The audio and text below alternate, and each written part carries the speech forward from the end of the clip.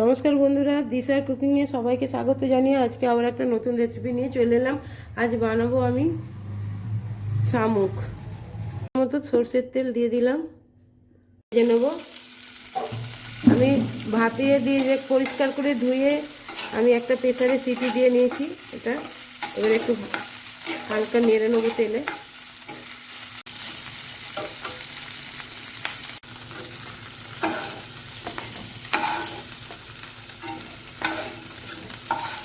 একটু তেল দিয়ে দিলাম, মিডিয়াম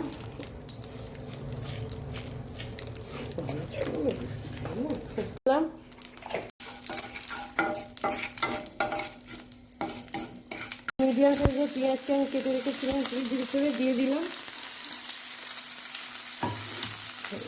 ভাতটা কখন হবে তখন আলুগুলো দিয়ে দিলাম।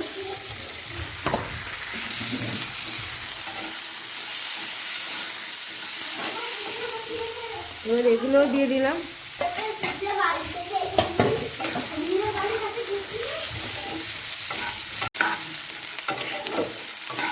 এইভাবে ভেজে নেব।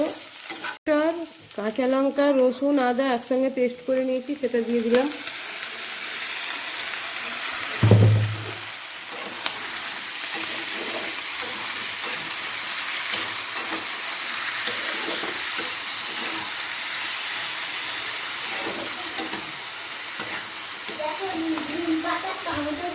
জিরে গুঁড়ো দিয়ে দিলাম, এগুলো দিয়ে দিলাম, লঙ্কা গুঁড়ো দিয়ে দিলাম 1 চামচি, হলুদ দিয়ে দিলাম,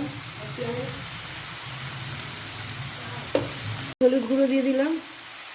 এর জন্য অল্প জল দিয়ে ভালো করে কষাবো।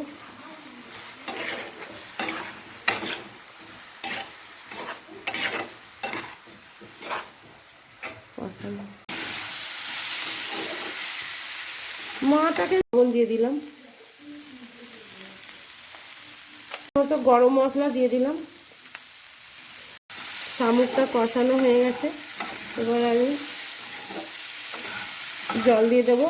যদি আমার রেসিপিগুলো দেখে থাকেন, ভালো লাগলে একটা করে লাইক করে দেবেন, কমেন্ট করবেন। পরিমাণ মতো জল দিয়ে দিলাম।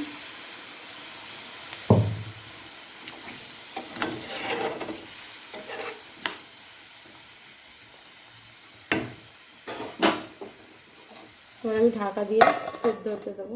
আমি এবার নামিয়ে নিলাম।